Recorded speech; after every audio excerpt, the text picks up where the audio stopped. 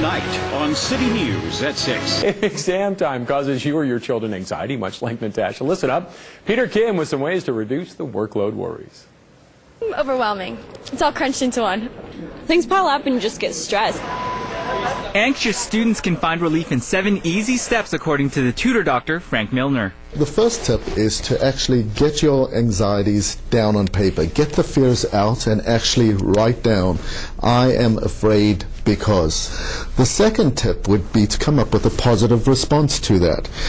I am going to do well because I studied hard and I prepared for this exam. And just by getting them out alleviates the fear. Tip number 3 is staying physically fit.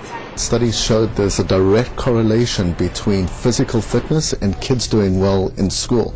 To get into the spirit of test taking, we thought we'd turn the rest of this story into a test. Tip number 4 is eating healthy. So which of the following foods should you be avoiding? Is it A, carbohydrates, B, processed foods, or C, chocolate? The answer is B, processed foods. Processed foods are known as stress foods and should be avoided because they're high in sugar and they actually lower our energy. Getting enough sleep is tip number 5, but how many hours is enough?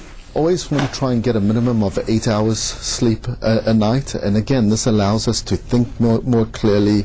Tip number 6 relates to how one should study. Is it A, with a friend, B, in a library, or C, at night? I go to the library. It's best. It's quiet. Alone usually. Yeah. Couple coffee breaks in between. The answer is A. Think of it like a study buddy or a coach, somebody to bounce ideas off of. The final tip is a bit surprising. It's aromatherapy. It actually clears our mind and opens the receptacles to information coming in.